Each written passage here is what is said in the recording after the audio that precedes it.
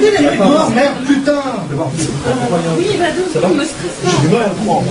Vous pouvez pas appeler la police. Vous pouvez pas appeler la police.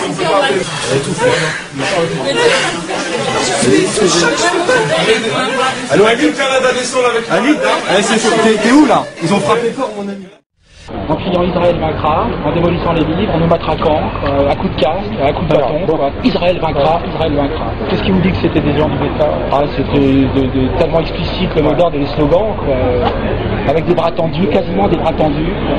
Donc des nazis juifs, pour moi des nazis juifs. À 2 pas des Champs-Élysées, nous retrouvons David, militant à la Ligue de défense juive. Il nous demande de ne pas révéler l'adresse plutôt étonnante où il nous conduit, un bâtiment officiel protégé par la police française. Au sous-sol, une quarantaine de personnes suivent un entraînement un peu spécial. Le Krav Maga, une technique de combat utilisée par l'armée israélienne. L'entraînement est rude. Les missions de cette ligue, parfois contestées par les juifs eux-mêmes, protection en tout genre et souvent de manière musclée. Depuis leur création, il y a 2 ans, ils se veulent les gardes du corps de la communauté.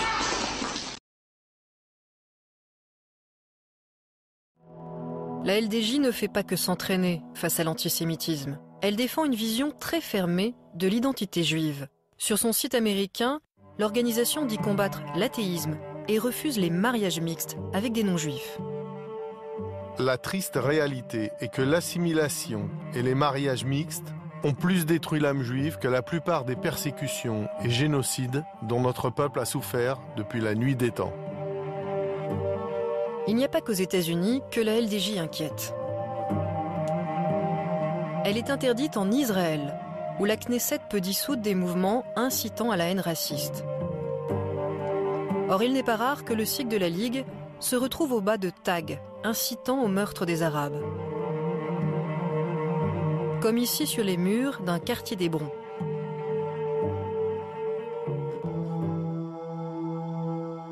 Une incitation à la haine qui est allée bien au-delà des mots le 25 février 1994. Ce jour-là, un fanatique juif, Baruch Goldstein, fait irruption dans le tombeau des patriarches et tue à bout portant plusieurs dizaines de Palestiniens de la ville d'Hébron. L'assassin est un ancien membre de la Ligue de défense juive qui assume de l'avoir compté dans ses rangs. Nous considérons le docteur Goldstein comme un martyr dans la lutte de la protection du judaïsme contre le terrorisme arabe. Et nous n'avons pas honte de dire que Goldstein était un membre fondateur de la Ligue de défense juive. Se pose des questions. Est-ce que le juif a sa place en France? En toute honnêteté, je vais le dire, ce soir, on n'a plus notre place. Je le dis honnêtement, on n'a plus notre place. Alors pour certains, on ne peut pas partir en Israël, c'est pas grave. Mais ici en France, il ne faut plus subir. Comme on l'a dit, pendant la guerre d'Algérie, la valise ou le cercueil. Nous ici en France, il est hors de question qu'on prenne le cercueil. Et la valise, le jour où on le prendra, c'est nous qui la prendrons pour partir. On ne nous jettera pas d'ici.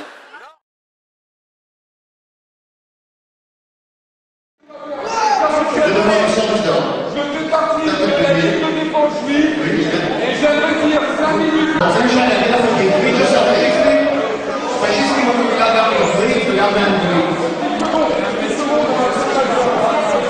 Vous pouvez poser la question par les mains. Vous avez reçu ici que vous avez reçu ici que vous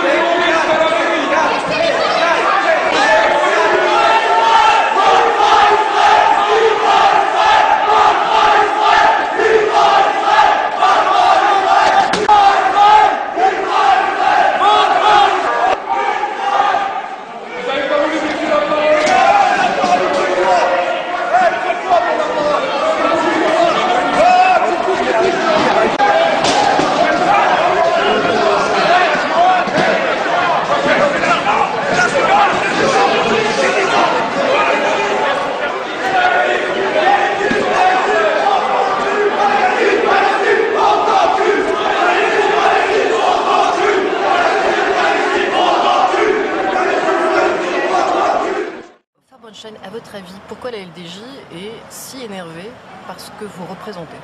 Je pense qu'ils sont énervés par tout ce qui n'est pas ce que eux pensent et être la voie. C'est-à-dire être raciste, c'est leur voie, être intolérant, c'est leur voie, se dire pro-israélien bien plus que les Israéliens eux-mêmes, c'est leur voie.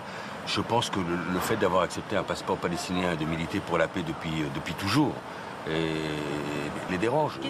Vous souhaitez l'interdiction de la LDJ en France? Bien sûr, je souhaite l'interdiction de toute organisation qui véhicule la haine.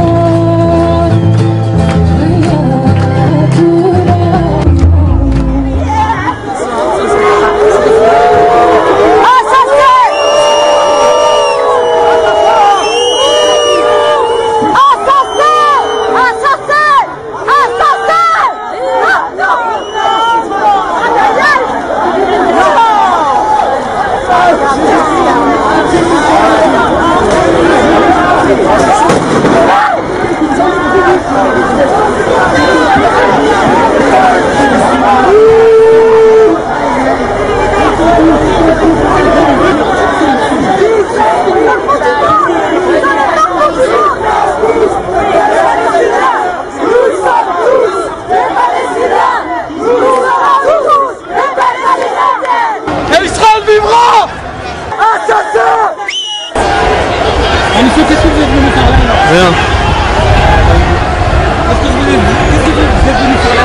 On est venu contre-manifester. Israël vivant et vaincra. C'est pour vous les mecs. Embarquez-nous alors, faites que nous embarquer. Protégez-les les mecs. On peut pas sortir, on va se faire lâcher.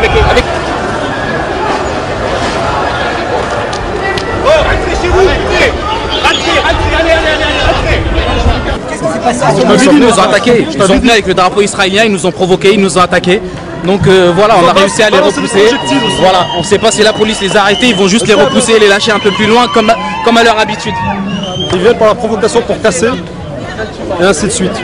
Voilà, ici il y a des pacifistes, là il y a des pacifistes, eux c'est des intégristes. La France ne fait rien contre eux, mais elle fait tout contre les autres. Tâchons d'être à la hauteur de ceux qui n'ont pas eu peur. Tâchons d'être grands au-dessus de la rumeur. Tâchons de rester maîtres de nos ambiguïtés, de rester à l'affût, lucides et révoltés. Lucides et révoltés. Ils sont entrés, j'ai oublié de vous le dire aussi, en s'annonçant. C'est-à-dire qu'ils ont dit, c'est la LDJ et on vient casser la librairie Résistance.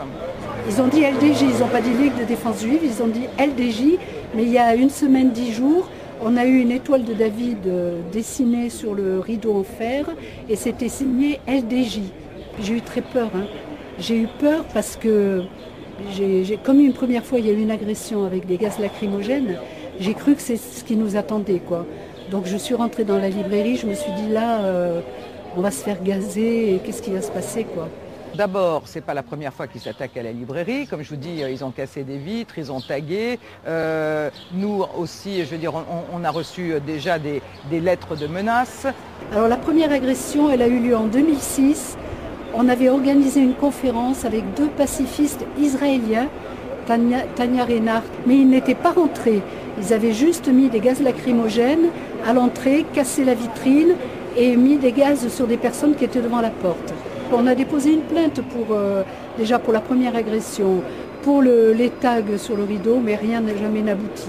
Moi, je suis avocate au barreau de Paris. J'ai eu à connaître plusieurs dossiers impliquant des personnes se revendiquant de la LDJ ou du Bétard. Et je me suis rendu compte effectivement, dans le cadre de ces dossiers, qu'il y a un traitement particulier qui est fait à ce type d'affaires, malheureusement, et je voudrais bien que ce traitement particulier n'existe plus. Alors l'État français devrait interdire la LDJ en France, comme elle est déjà interdite aux États-Unis et en Israël.